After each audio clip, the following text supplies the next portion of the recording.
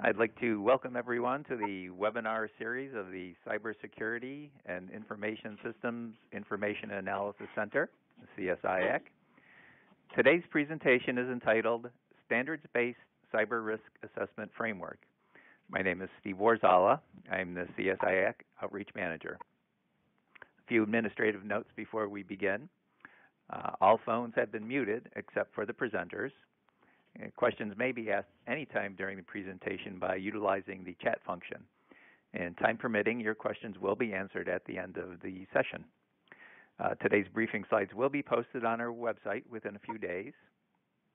Finally, I'd like to take a moment to acknowledge and thank our sponsor, the Defense Technical Information Center, DTIC. The funding that DTIC provides enables CSIAC to conduct these webinars. It's my pleasure to introduce our presenters for today's webinar, Dr. Samuel Mantravati and Vijay Srinivas from Assured Information Security. Sam is a research engineer who has a unique combination of experience in embedded software development, testing, reverse engineering, and sensor systems. He has been applying his knowledge to address cybersecurity challenges when connecting processors and networking directly to sensors, including medical devices, automobiles, aircraft systems, and other sensor systems. Vijay serves as the director of the Assurance Lab, the A Lab at AIS.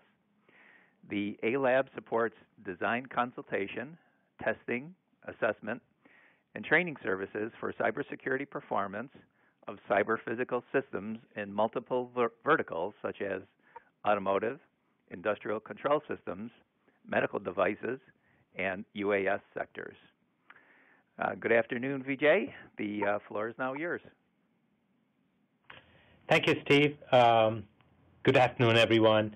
And thanks to DTIC as well as the CSIAC for giving us this opportunity to present. I'm going to start off with a few slides, and then my colleague Sam will sort of jump in, and we'll probably go back and forth for a few times during the sequence of this presentation. So as a company, we've been sort of doing this for well over 15 years, primarily involved in cybersecurity research, and this has allowed us to work in multiple verticals and multiple domains, as Steve pointed out. And much of what we're presenting here is based off of our experience and findings from our various projects and engagements. So our work has allowed us to become familiar with emerging standards in many of these verticals, as well as some of the market forces. Thank you. I did not advance the slide. As well as the market forces driving the need for risk assessment frameworks in these different verticals. And to some extent, some of the criteria that's used to assess such risk. So what we are sharing is some of our experiences and findings of these emerging standards and frameworks, as well as some of the challenges that still remain in being able to characterize risk in cyber-physical systems. So the overall flow of the presentation, we'll talk a little bit about network-embedded devices or network-connected devices, talk a little bit of differences between traditional information technology and what we are referring to as operational technology, or where we have cyber-physical systems. Talk to, I'm seeing a lot of messages saying that something didn't change, so assuming that the CSIAC folks will take care of that. So we'll then talk about standards that we've looked at in a couple of different verticals, and how we've tried to even borrow from standards from some certain domains to apply to other domains, and then get to looking at some risk assessment frameworks and trying to help characterize those frameworks themselves. So the increased use and dependence of connected devices that are more than just sensors that are providing just reporting just basic sensed information, but also providing control actions, and therefore embedding a cyber physicality to them, is what's contributing to the increased concern for cybersecurity risks and the associated implications in such devices. the need for cybersecurity risk assessments and in designing in and potentially planning for mitigations is therefore getting increased attention. One needs to only read the newspaper or look at articles on the web. Every day there are examples or instances of cyber physical systems that are being compromised and that are being hacked into and by malicious users and malicious actors, resulting in damage and loss. So when you look at sort of the motivation for cybersecurity, particularly in some of these cyber physical systems, we see that it could be regulatory, meaning that there is some sort of established regulation that forces or implies that manufacturers have to adhere to, and this typically has like a safety bent to it.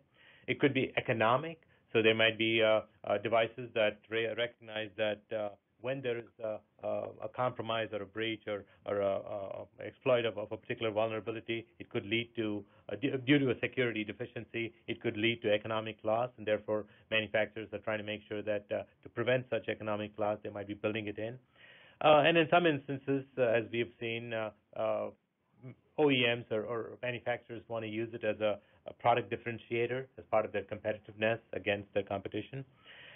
Fundamentally, I think most of you would agree that good engineering design incorporates in it the idea of what has fundamentally been called as DFMEAs and PFMEAs. So these are design failure modes, effects analysis, and process failure modes, effects analysis. So this is almost a step in the design process of trying to look for potential failure paths or enumerate the different failure modes that a particular device could be subject to, and look at, for each of those failure modes, look at the implications of that, and if the implication is severe or critical or has a safety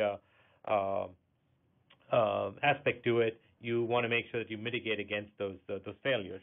So I think similarly in cybersecurity, for cyber physical systems, the risk assessment frameworks can help identify such security risks and their implications, help prioritize the severity of the implication, and therefore knowing the level of severity of the implication can thus be the forcing function for implementing and testing for robust cybersecurity in these systems.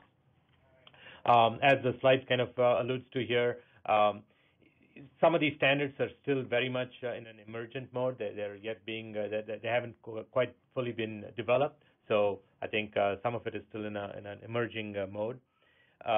Just as an example, I mean, even for the connected vehicles in the automotive industry, while there are some emerging standards, there aren't full-fledged standards for the cybersecurity of those platforms. Same thing with unmanned aerial systems.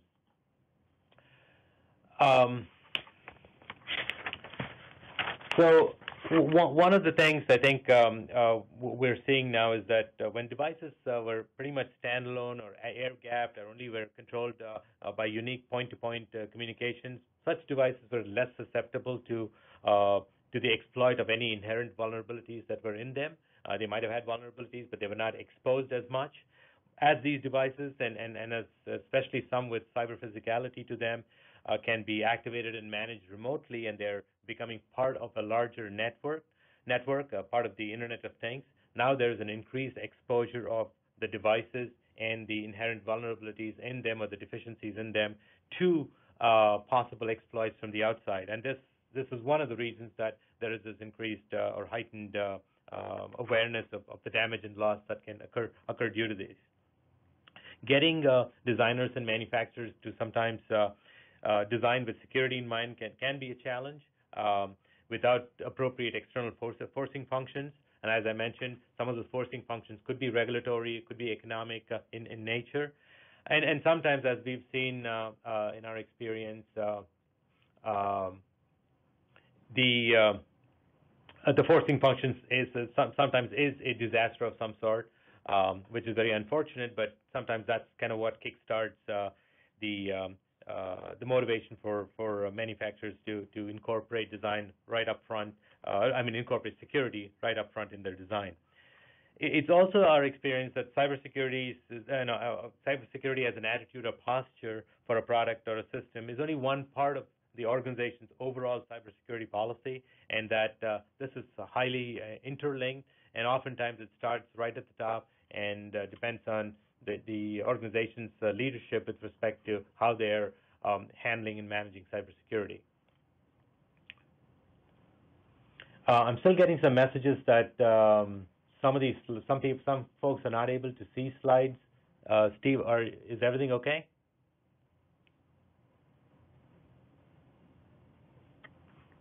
Okay, I'm going to guess everything's all right. We're working. Okay. Thanks, Steve. So we're on to the next slide, where we're trying to just make a slight nuanced differentiation between information technology and operational technology. Information technology is the conventional, traditional definition, which primarily involves hardware, software, networks, traditionally storing data and moving data back and forth. A number of the traditional information security practices, and NIST has done a very good job of enumerating a lot of this stuff, probably addresses that. On the operational side, it still involves many of the same components, but now it also has a control function or feature or property in addition to everything else, and this is what lends itself to being a cyber physical system. And so just to point out the difference, under standard IT networks, if a computer shuts down or you may have to reboot the machine, you may lose a little data. And I'm not suggesting that losing data is trivial, but it's a lot different than when you had a cyber physical system, and if a malicious user can get into the system and cause some sort of an effect, you could end up having, if it is let's say a network pacemaker or some sort of a medical device, a therapeutic medical device, you could change the insulin dosage that a patient is receiving, or change the settings of the pacemaker, and therefore could lead to catastrophic results in death.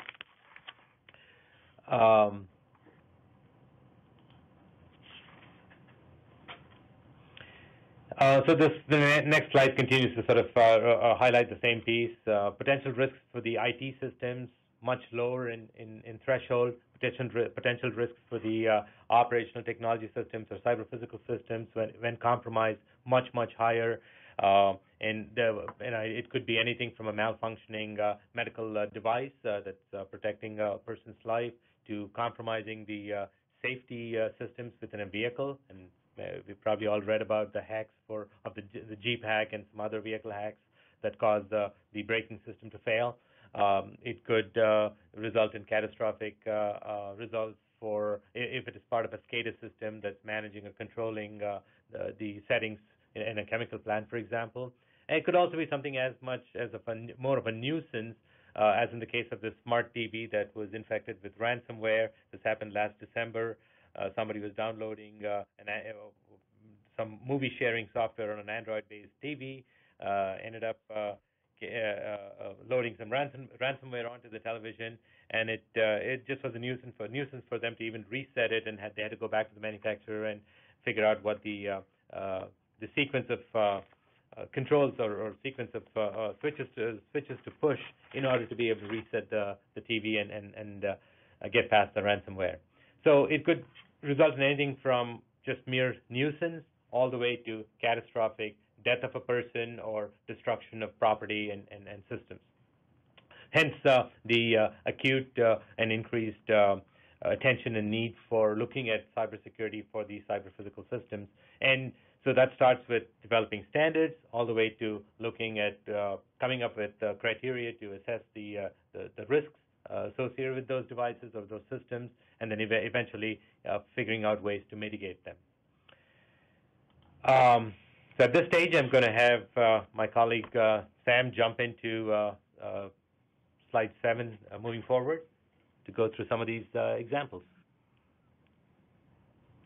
So I wanted to bring up in this slide, many of you know that the current situation in Crimea, Western Ukraine, and that there's been some tension there.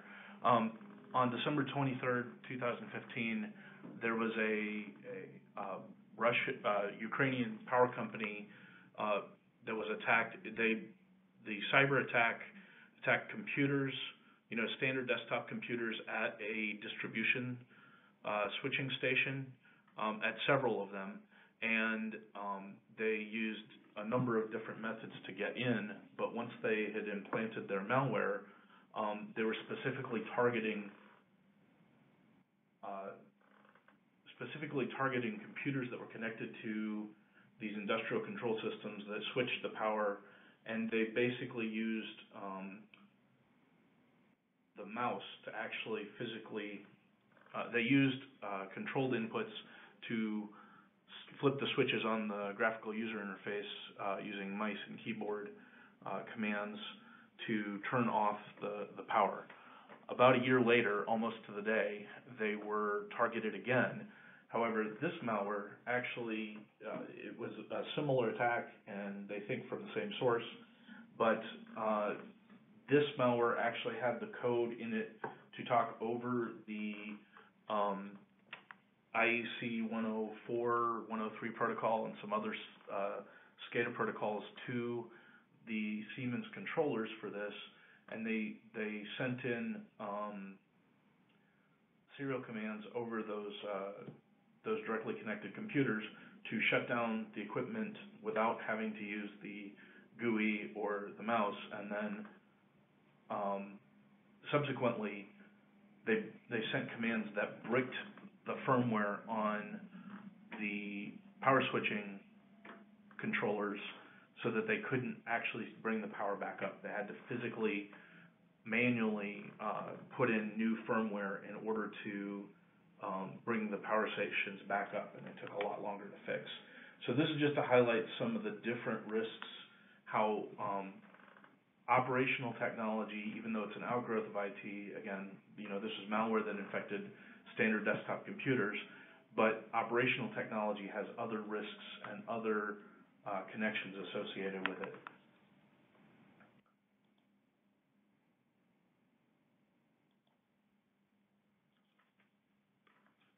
So, as we've said, operational technology, although it's an outgrowth of information technology, Vijay mentioned that it's something that usually controls physical systems or other related systems, or things that monitor devices, events, or processes. So it's not the same as IT. There's a lot of people that approach operational technology protection the same way they approach IT, and they think they'll just test it according to the standard IT principles and frameworks. But there are several other risks that are inherently different with operational technology from information technology. You can't really run antivirus on an embedded system. Think about the smart TV example. How can you run antivirus on a television? It's not something you'd normally do. Many of these systems are low cost, and the analysis techniques to protect need more rigor, which is why we brought out that you need to design in cybersecurity from the beginning. Otherwise, it will cost significantly more later on down the line.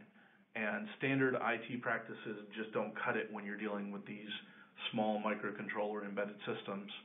And the risks may differ significantly. Again, you could potentially just reset a computer, but with a standard IT system, but you might be protecting life or your company's reputation or your financial bottom line. We'll get into an example of that later. That said, it's not completely different. Good IT practices are the same as OT practices, and good OT practices will also be good IT practices, and principles behind the cybersecurity are the same for operational technology as well. So basically, we're calling what many people call IoT, or the Internet of Things, is what we're referring to as OT, and we'll use that term for the rest of the presentation. But again, Vijay mentioned cybersecurity is part of a risk management process. OT is an outgrowth of your IT cybersecurity processes, and cybersecurity design is part of a systems engineering design process. So as a result, there have been standards and frameworks, risk assessment frameworks for these that have been developed in the last few years, but they have to be adapted specifically for your industry and potentially directly to your device, which is, again, why the cost and analysis techniques may need more rigor and may cost more. And they have to be consistently evaluated and updated to maintain the cybersecurity of operational technology. So this is just a mock-up of the ransomware on a smart TV. You can actually search Google for this, but the user, Darren Cthulhu, is a software developer, and he showed a picture that a family member accidentally infected his brand new smart TV he got for the holidays, and it's got an FBI-themed ransomware complete with an actual picture of Comey's signature, and this basically locked out the functionality of the TV. You couldn't change the channels, you couldn't do anything else. You could maybe turn it on and off. And so TV doesn't have very many buttons, but very many ways to input information into the TV and do a factory reset. So the ransomware is demanding $500 to fix the TV. LG said it would cost around $340 to have somebody come out and look at it. And so, you're left with this this question of, is it even worth it to maybe try and pay the ransomware? Eventually, LG provided a fix, but it was very difficult to actually get it from LG. Probably took LG quite a bit of time, I think about a week, to develop that. And if recovering a single television from ransomware is so difficult, what is it going to be like when they started infecting devices at scale, as some things have already happened, which we'll look at several examples later in the presentation. In this case, the victim was lucky because the ransomware app only really locked the screen, and doing a system reset basically solved the problem. So as a result of vulnerabilities happening in the wild, we mentioned, again, the example of the Ukrainian hack, the smart TV, and we mentioned it earlier. We'll talk about it a little more in detail, the Jeep hack about 2 years ago. There have been several industry-specific cybersecurity standards developed, and as a result of this, they have developed risk assessment frameworks that are tailored for those industries as a result of some of those forcing functions that Vijay talked about earlier. They could be regulatory, they could be community-based, or they could be the fires that happen from vulnerabilities being out there in the wild. That said, there are several other domains that don't have established security standards. And what we mean by this is things that really are focusing on the operational technology, unmanned aerial systems or drones. Aircraft hardware and software does not have cybersecurity woven into its processes. They do have some cybersecurity of aviation information technology networks, but they haven't really considered the OT risks in terms of mandating a standard from the FAA or the industry groups that control that. The rail industry is just getting started to being to consider cybersecurity, and medical devices is becoming more mature, but the FDA has just recently put together guidance about medical devices. I do see the question about DoD having controls for UASs. That's true, but that really applies only to UASs outside the national airspace. And the FAA is looking at putting UASs, drones, inside the national airspace. We'll actually cover an example of that later in the presentation. So I just wanted to mention a list of existing standards and these are just several across civilian industries. We did look at military things as well, but we wanted to focus this more towards civilian population and civilian applications as well. So FAA did release a command and control standard that covers encryption for drones operating in the national airspace, which has not been implemented yet, but this is an existing standard that does cover the cybersecurity from a command and control perspective, but there's a number of things that it leaves out. IEC has published a standard for industrial automation and control systems, or IACS, that is in use, and actually that's something that you could look at the Ukrainian example of falling victim to. The consumer industry, you guys might be familiar with Underwriters Labs and their certification. They have a new standard that they've just released for internet-connected products. It has not, I think, as far as I know, gone into full implementation yet.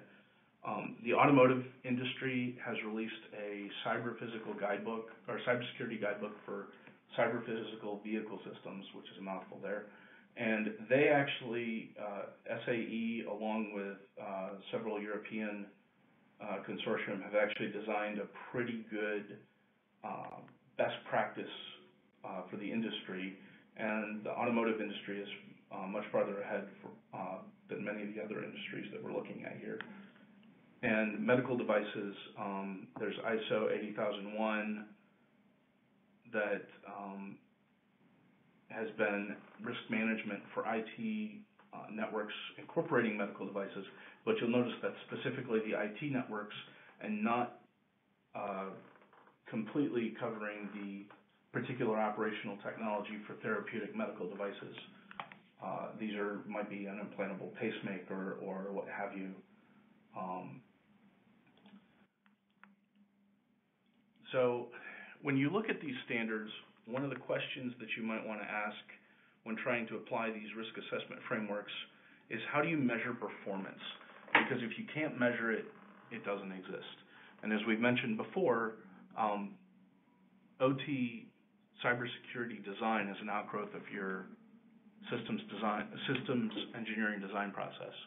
So what parameters, what measures are critical to cybersecurity and protecting your system, and does what you measure actually reduce risk? One example might be is encryption used, and I mentioned Wi-Fi devices, but it could be Bluetooth or Ethernet or any other communication, whether wired or wireless. What type of encryption is used?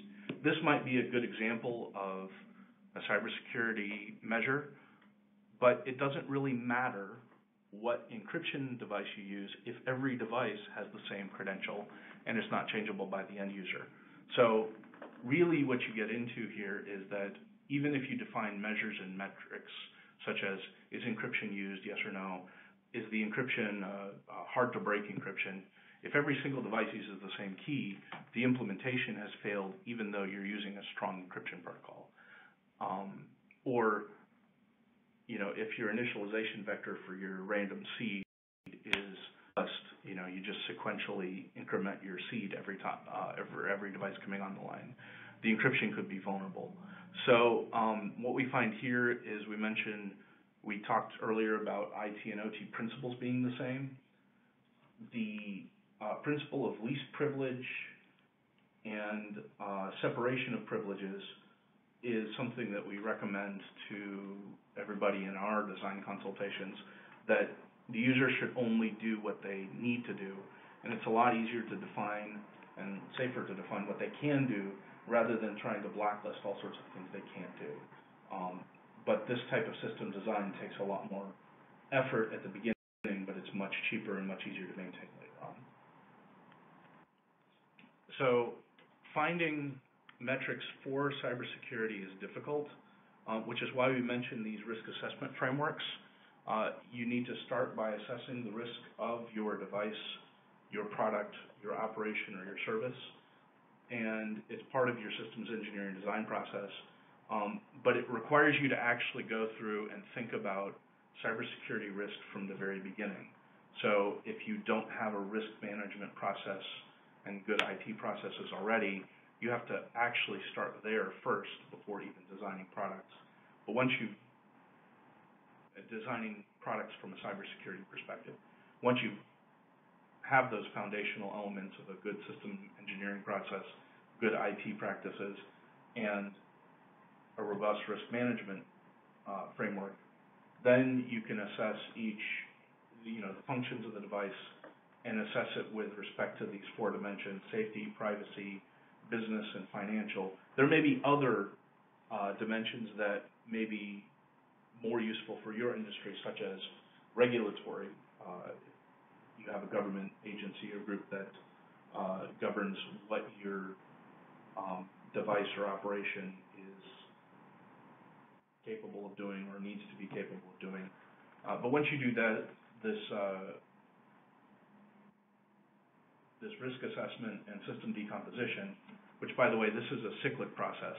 You start at the top at your system level, then you go to the functional level, then you go to the subsystem level, and on further down until you find critical items that will impact unacceptable risks for safety, privacy, business, or financial. And once you've decomposed your system with respect to this, then you can move that from critical items to cybersecurity parameters. And then once you define the measures, then you have to develop metrics that will result in acceptable cybersecurity performance for each item. So basically, this is, in a nutshell, what's involved with developing a cybersecurity baseline for your operation, product, or service, for your operational technology or your quote-unquote IoT device or IoT system. So once you've broken down the device, system, operation, or product into functional and then found the critical parameters, you have to figure out how to actually measure or test if the product will be compliant to acceptable levels of risk. And one thing that we see often in the industry is the assumption that if there is a single protection, that the system is protected. But this actually is the antithesis of a concept in the cybersecurity industry we call defense in depth. We're working with an OEM in the transportation sector for remote firmware upgrades of their devices, and they said to us when we were developing the design consultation statement of work, they said, we use HTTPS for all of our transfers. In other words, it's encrypted. Therefore, we don't need to worry about it, and it's secure. And we asked them how they stored their binaries for their firmwares for transmission for the upgrade, and they said, well, it's a binary, so nobody can read it. And these were very naive assumptions by people who are, electrical and hardware and system engineers that should know better. But encryption isn't very useful if your keys are stolen. If you have the same encryption key for each device, and if you have the same encryption key for multiple functions, you're already assuming that just one thing will protect you. Certificates should not be the same for all things. So if you're upgrading firmware, we see this all the time where the certificate to sign the back and forth traffic is the same certificate that signs the firmware update. And so we recommend assuming that your first layer and potentially your second and third layer will be compromised and figure out a way to defend against it. Or if you can't defend against it, can you continue safe operation or at least acceptable degradation of performance for your operation. So one good example of this lack of defense in depth is the GPAC. This was presented at Black Hat and DEF CON rather publicly 2 years ago. You may have seen an article in Wired or seen videos on the internet. This is not the particular vehicle that was there. That's just a Jeep Grand Cherokee that was representative of the one that was hacked. I say there's no risk analysis done by the head unit designer, but the designer of the infotainment system in the vehicle didn't do a robust risk analysis. And they assumed that the separation of two different processors, one processor which talked to the vehicle control system, was connected by just a serial line to the head unit processor. So they assumed that since there was no direct connection from the head unit processor to the vehicle control system, that they were safe. The problem is that the head unit accepted commands on the same ports, but for both cellular frequencies and Wi-Fi. So, in other words, the vehicle had an internal network that was also listening for commands on the external Sprint network. And on top of that, the CAN bus controller, or the vehicle, we're still on slide 14. I didn't advance the slide. I apologize for that. So the GPAC, we're on slide 15 or 16 at this point. The head unit designer assumed that separation of two processors was good enough, and the CAN bus controller accepted firmware upgrades with no digital signature. In other words, the CAN bus controller would accept anything that the head unit sent it.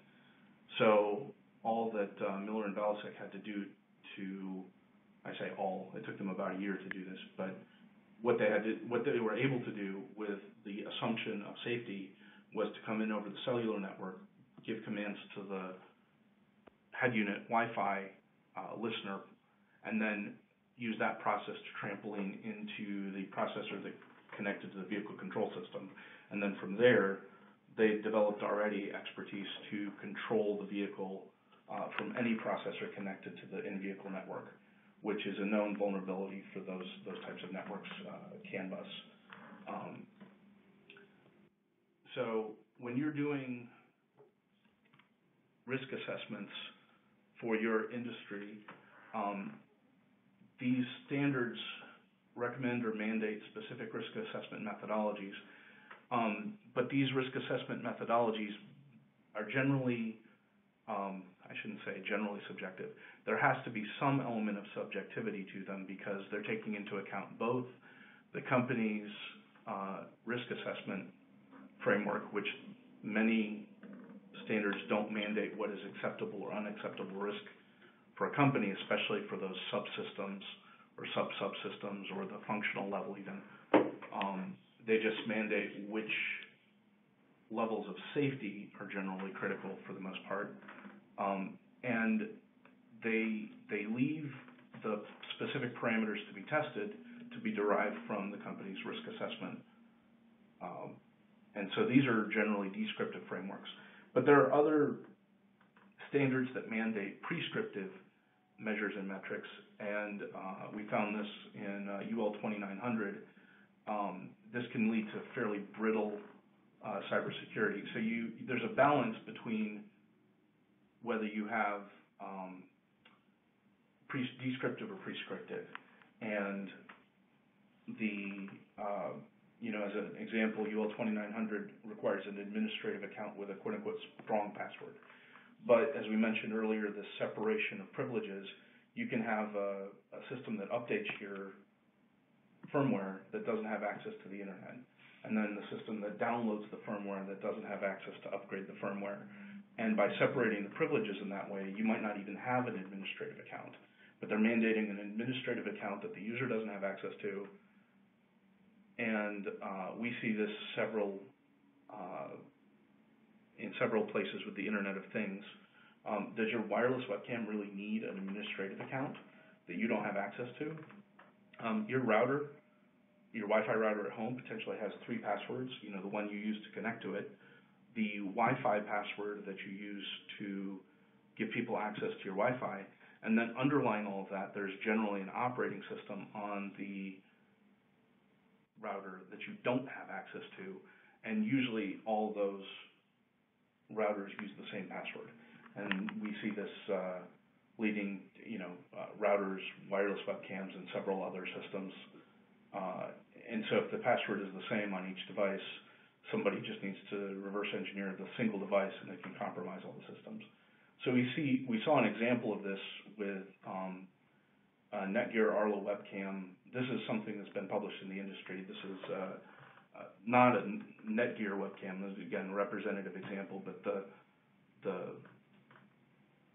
screenshot is of the actual data that the reverse engineer, the security professional that published this, used, and they were able to use standard passphrase and guess it generally within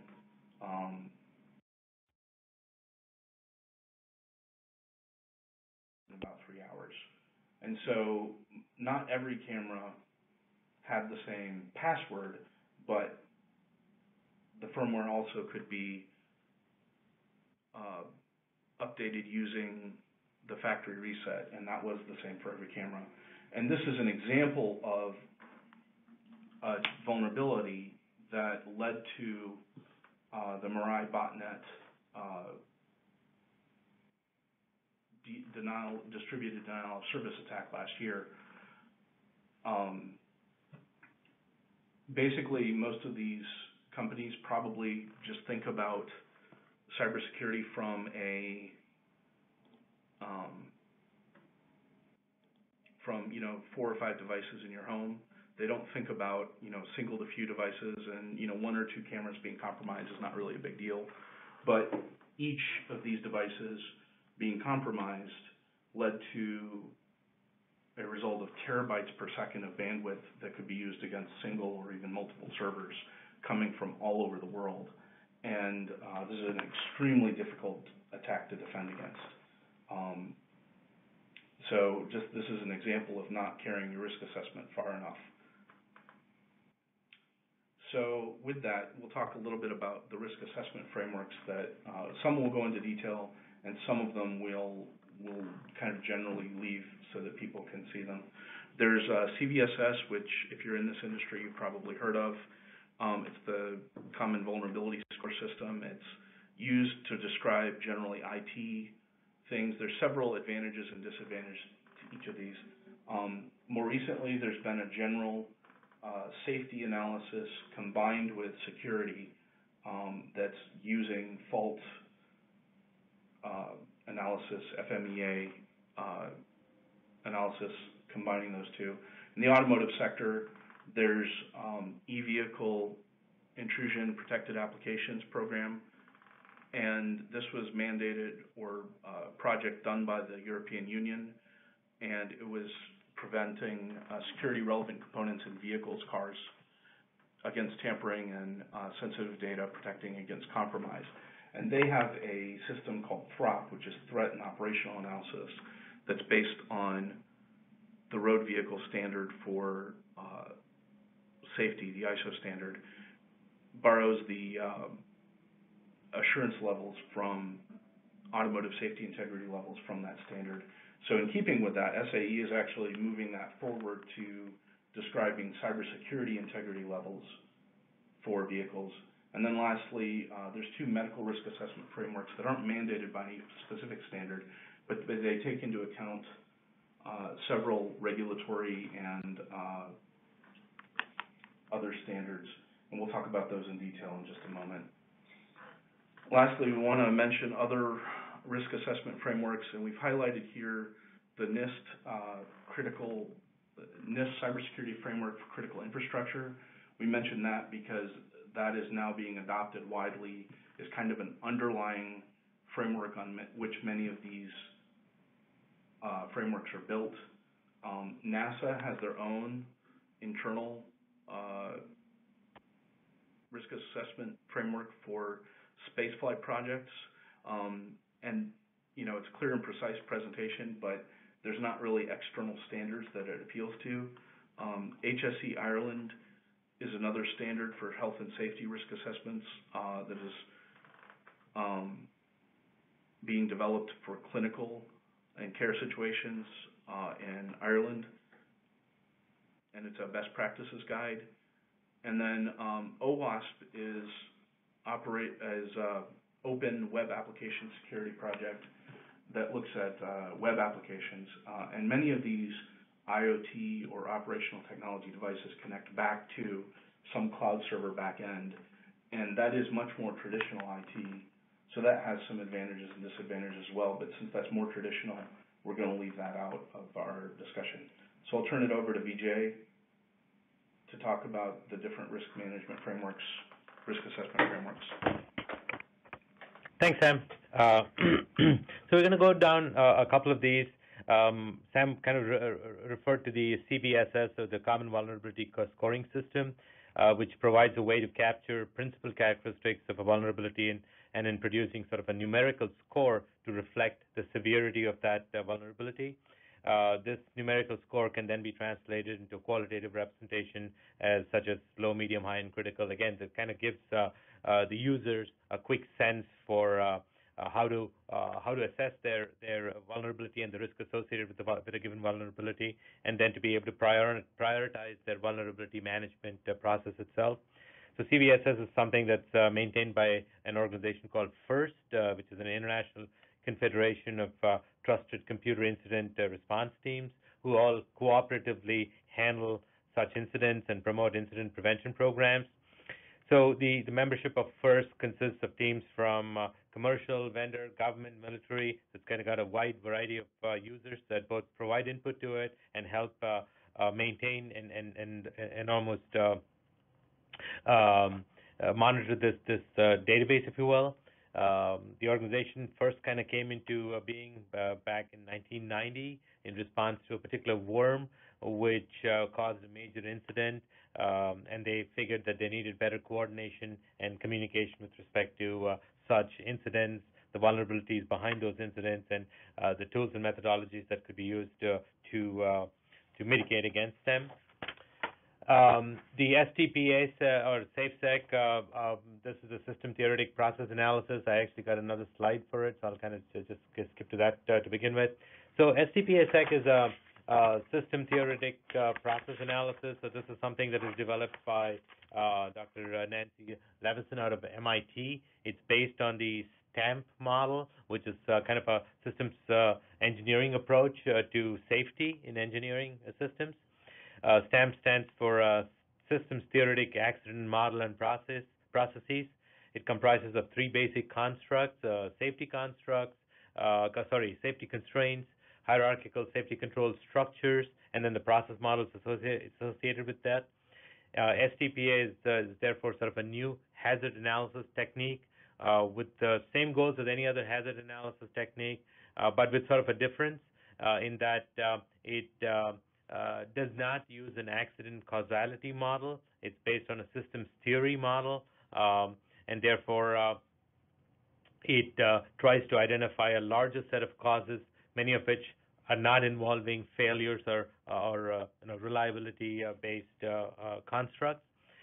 So while traditional techniques are designed to prevent component failure accidents, STPA was primarily designed to address increasingly common component interaction accidents, which can result from design flaws or unsafe interactions among non-failing operational components. So STPA has sort of been in existence and is being used from a systems engineering standpoint and being deployed in the design of systems. Dr. Colonel William Young, who got his PhD under Nancy Levinson, he's the one that sort of has developed this thing called STPA-SEC. So basically, he's applying the STPA principles to cybersecurity with mission assurance within the mission assurance context. So basically, as part of STPA-SEC, Colonel Young sort of modifies Levinson's STPA to successfully improve safety and combine or look at the cybersecurity implications of safety. It's a top-down system engineering technique. ideally recommended to be used right from the beginning of the project to identify security vulnerabilities right up even as you're developing requirements for your system. And then it identifies scenarios leading to violation of security constraints, and then use the results to refine system concept to be more secure. So you want to do this way to the left end of that continuum, going from concept to operate, because that's where you're going to be most cost effective and have the highest return on your investment for what you do. So so this process supports a security driven concept development process where vulnerability and analysis influences and shapes the early design decisions. And then this analysis is iterated and refined as the concept itself evolves. So it is an iterative process, but it starts to blend the systems engineering approach to cybersecurity. The next framework is the Evita Throp piece. I know that Jay already kind of talked to that. I just want to point out one piece to it. So the automotive J3061 is one of the standards that's driving the Evita threat and operability analysis. And as Jay mentioned, currently there is the automotive safety integrity levels, or ASILs, that are used within the J3061 framework. But the Society for Automotive Engineering is now beginning to work on J3061-1, wherein they're creating the automotive cybersecurity integrity levels. And so this is where they're trying to tie in the automotive safety process, which is well established and actually fairly mature, but they're tying it back into cybersecurity as yet another modality which could impact safety. And as Jay pointed out, or Sam pointed out earlier on, while cybersecurity or lack of cybersecurity could have a safety implication, there could be other implications beyond safety that would also need to be considered as part of your design.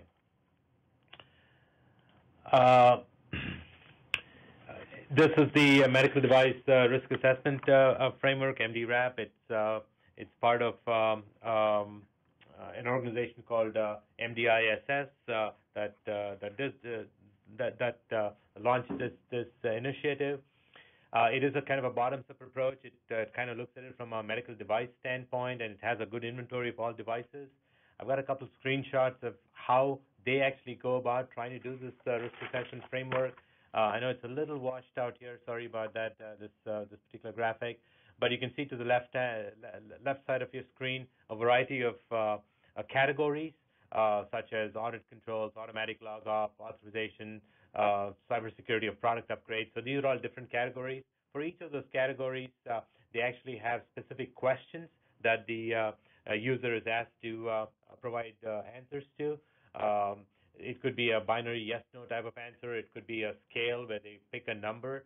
But they use the aggregate results or accumulation of results for against all these questions that are being asked of the user to eventually come up with a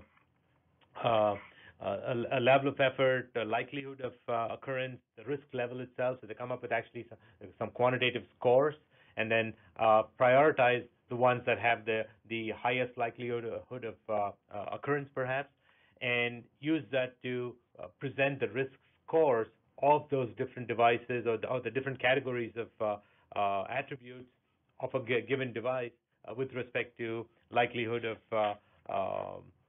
both the vulnerability or susceptibility to attack, as well as the level of effort required to mitigate against it. So this is a pretty useful risk assessment framework. It is, however, as Sam pointed out earlier, that there are aspects of it that are highly subjective, and you end up using input from subject matter experts who sort of dealt with this to kind of to assign some of these quantitative values, or even pick out of a scale. The High Trust CSF or cybersecurity framework has 3 levels of assurance. This is another medical risk assessment framework. It is a self-certifying or self-certified framework. It requires a high trust trained assessor to be able to actually be used. It outputs a score based on a NIST standard number, primarily dealing with program review for information security management assessment, or PRISMA. And then it tries to compare it with the healthcare industry baseline. It starts at the top by assessing an entire organization's plans and programs and risk management in sort of a top-down structure. So as compared to MDRAP, which is sort of a bottoms-up, start at the medical device itself and sort of work your way up. This is much more of a top-down, overall organizational process and philosophy-based look. It can miss some of the important details with respect to specific medical device security because, again, it is looking at it from a top-down manner.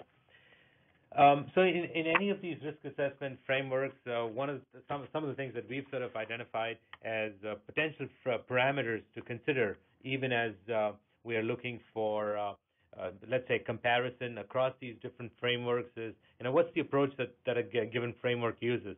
Is it quantitative or qualitative? What's the development methodology? Is it based on sort of a consensus model where you have multiple people providing inputs, or is it a subject matter expert sort of that drives this whole thing? What are the number of foundational sources that are being used to create the framework? And is it a single standard, or is it a combination of standards and best practices?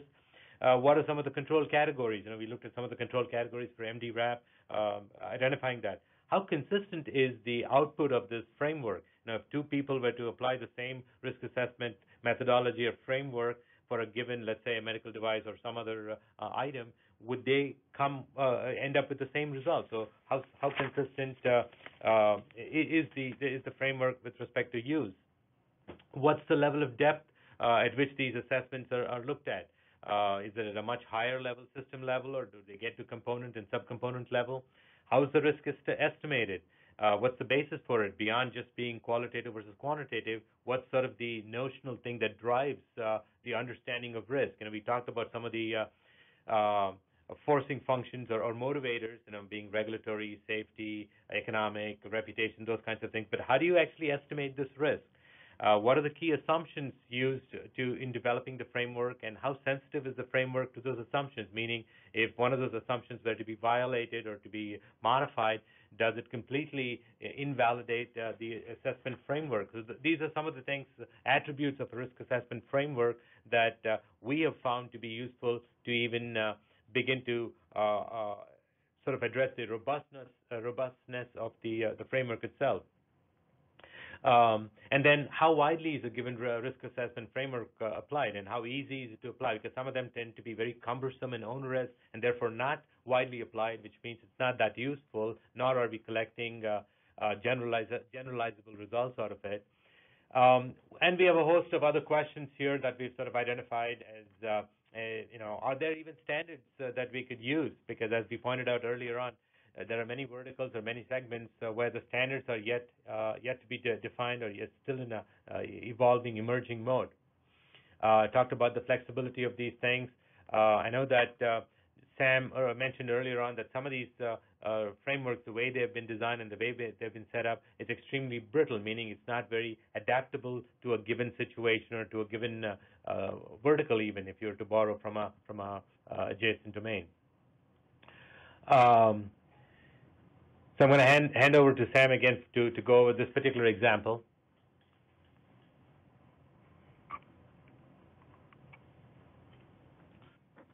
I'm waiting for the slide to change.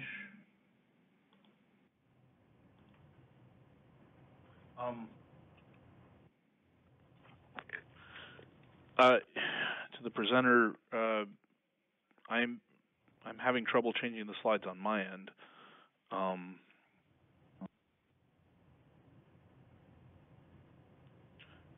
John, can you advance the slide, please,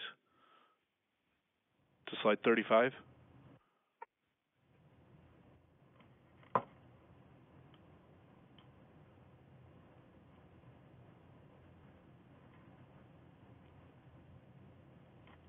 I think you want 34. I'm just going to move to 34.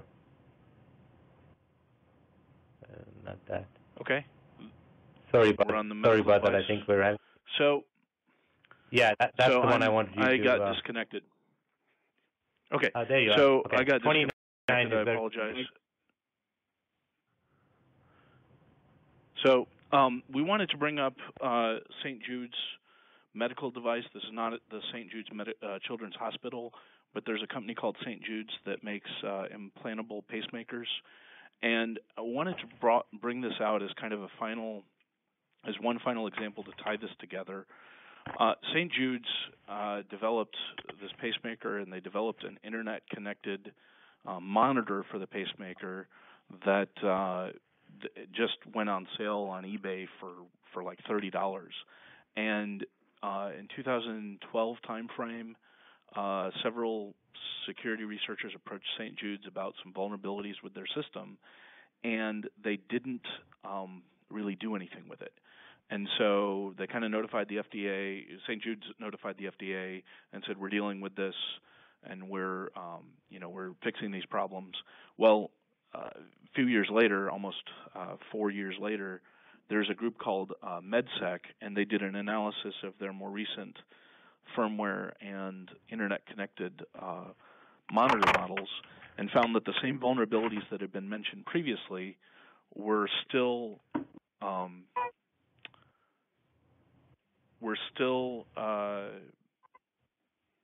vulnerable in their present systems, and they could lead to large shock of the patient, or they could lead to a degradation of the battery life, making the user believe they had multiple years before they needed a new implant, but actually needing it very, very quickly.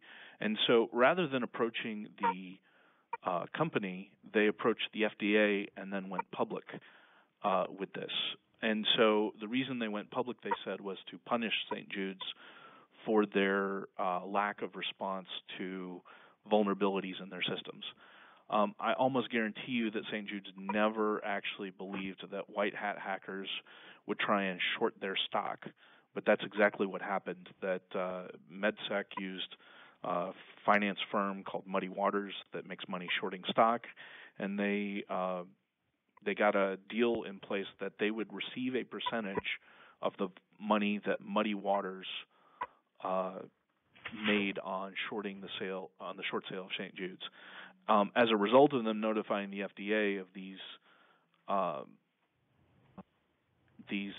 vulnerabilities, the FDA found them also liable, that they hadn't even included the design validation in their risk analysis, and then that they hadn't updated their risk assessment with respect to the new information that was presented to them by previous security researchers.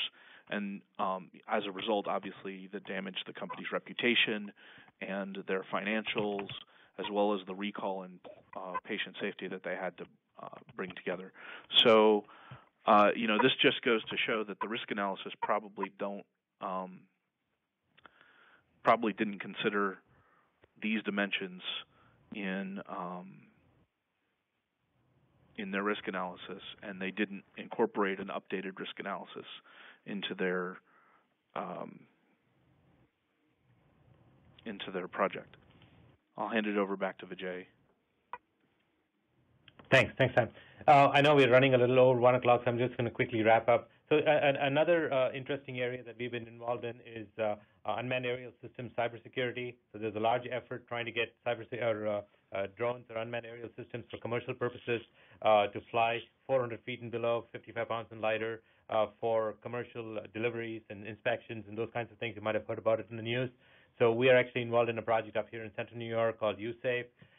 And our involvement in it has been primarily to look at the cybersecurity performance of these platforms and to map these performances to existing standards. We've actually heavily borrowed from other domains, as you'll see on the next slide. We borrowed from the automotive domain. We've kind of borrowed some from the UL 2900 guidance. And Sam and others actually did a Evita Throp similar to the one that is in SA J3061 for drones, and that actually showed us or highlighted for us that the C2 links of these drones were highly susceptible to compromise, and that's one of the first things that has to be monitored, and minimum operational performance thresholds need to be set up for that. So coming out of this initial project for us was the identification of a number of cybersecurity performances, as well as potential standards that we could apply in order to test and validate the performance of these drones. I'm going to kind of skip, but there's a couple of slides here, but I'm basically going to skip to the last slide here. And that is that I think we've kind of been able to walk you through and show that cybersecurity is very much a risk management process, that operational cybersecurity, especially for cyber-physical systems, is part of the overall cybersecurity process of your organization, which includes the traditional IT piece. Cybersecurity design into a system or a product is very much a systems engineering design process, or it borrows heavily from systems engineering principles. And measuring the cybersecurity performance of a design is non-trivial. It's sometimes not easy, partly because standards don't exist today. But it has to be part of your overall system test, and your results are only as good as your the processes that you employ to get there. Several standards and risk frameworks do exist, or some of them are still are in development for now, but they are emerging. But these must be adapted carefully and consistently evaluated to make sure that you update and maintain the cybersecurity of your device or your system. So it's kind of an ongoing process. You iteratively get to a certain point, and as the threat landscape changes, and some of the you potentially have mitigated for some of the vulnerabilities, but then newer vulnerabilities may get introduced because of the system complexity and new features being introduced or new things being added onto your system. So continually providing or managing this risk through an assessment process is probably the only way to stay ahead of the game. So with that, I'll stop talking because we've gone over the 1 hour timeline, and I'll let Steve or the moderators jump in. Okay, thanks, Vijay. Yeah, we are running a little long today, but it's a very interesting presentation. A lot of interesting research in this area and things going on. So there was at least one question. I just want to throw out one question that we got from one of our attendees. And they were asking if you and Sam are familiar with the ICS CERT CSAT, the Cybersecurity Evaluation Toolkit, and if you're familiar with it, can you just briefly describe how it's might being used out there? Sam, you want to take that? I'll go ahead and chime in. This is Sam. So I'm not as familiar with ICS CERT in terms of having used it for any of the systems that we've been dealing with. But I did look through I'm familiar with the literature on it, and it's an excellent tool for assessing your cybersecurity risk, especially for an industrial control system. Oh. However, the thing with ICS CERT is that it's still really focused on the IT side rather than the operational side. They're focused on like CIA of your information, and it's much more focused on protecting information than it is these embedded systems that we see. So from a security preparedness level, it's very good. It's an excellent tool, and yes, it does deal with some of these more physical aspects, such as like injury or death or things for a hospital, but it's still approaching it from a standard IP-based network and not taking into account a lot of the embedded protocols and networks and other things that we see, like on vehicles or in smaller setups and things like that. Okay, thanks. Thanks for fielding that question, Sam.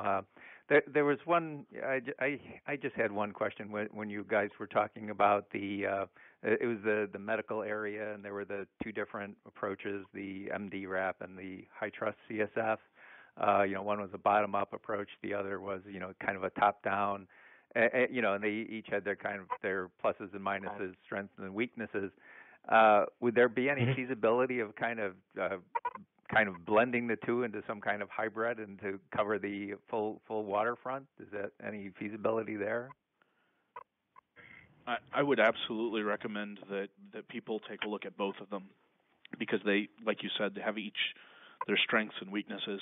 If you have a health, MDRAP is much more focused on the end device point healthcare delivery organization, with multiple devices and trying to secure their network from a device perspective, whereas high trust is very useful for your standard health records, standard IT enterprise, and their certification program goes to extend to providers that provide either software, infrastructure as a service, software as a service, and cloud. So high trust kind of much more focused on enterprise, whereas MDRAP is much more focused on devices. And when you're assessing risk from your organization's risk assessment, or what is acceptable or what is not, if you have much more devices, then definitely incorporating MDRAP along with high trust can provide a more robust level of security, I would say. And we got another question in the chat here, Steve, if I can go ahead. Chime in. And there was a question about operational technology. Is it a common and accepted term for IoT devices?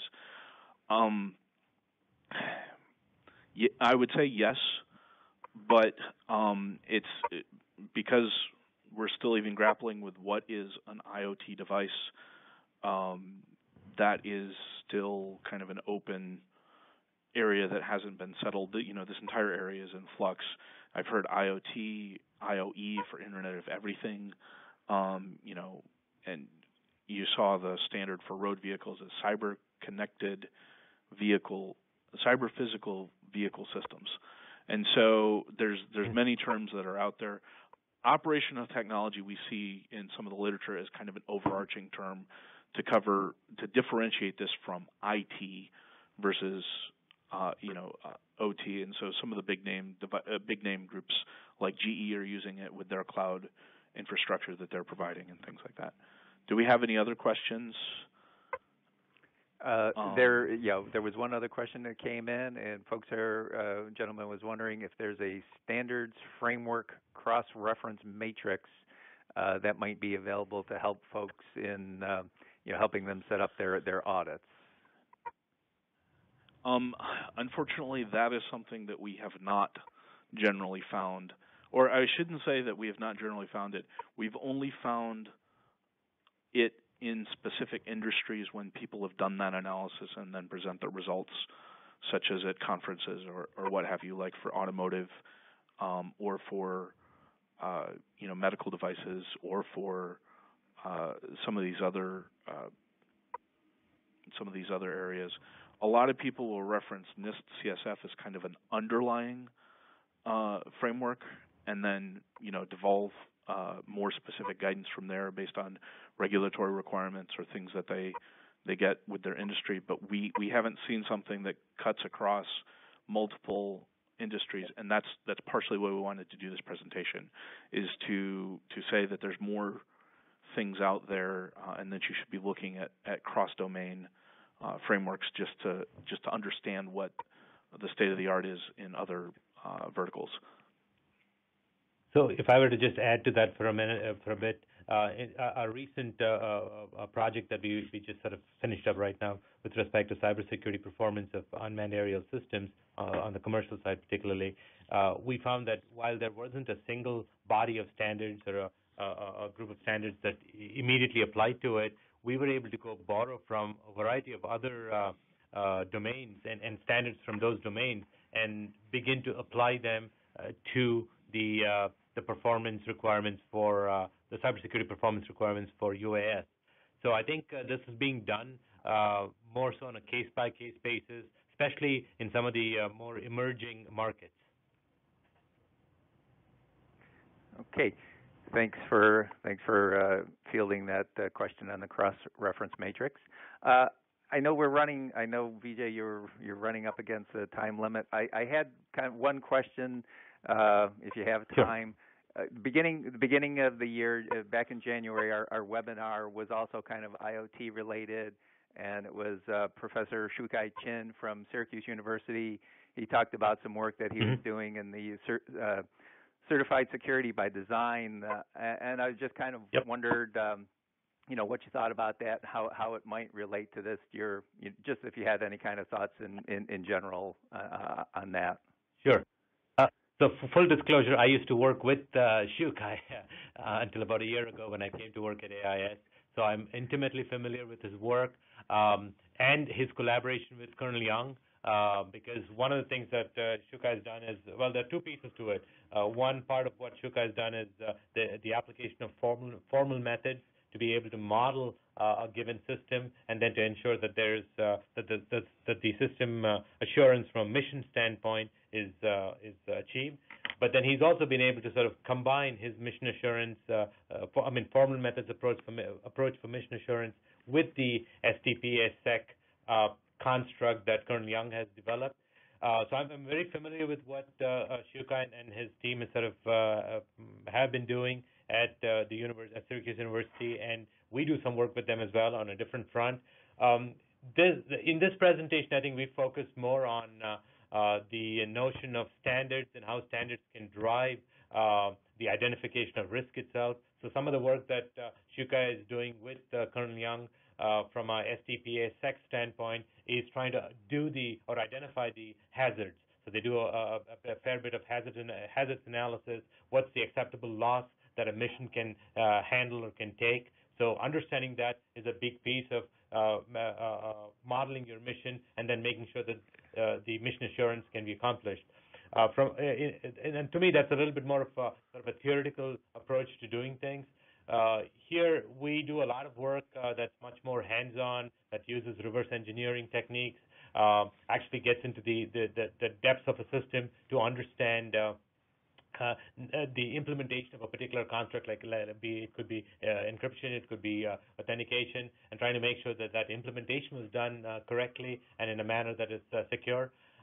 So we are focusing in much of our work on looking at it sort of hands-on, looking at the systems on a hands-on basis, and then trying to map it back to standards. And where there are no standards, trying to establish at least the starting point for a standard to say, all right, in order for a system to be tested, here's the minimum set of criteria or performance specification that the system needs to meet.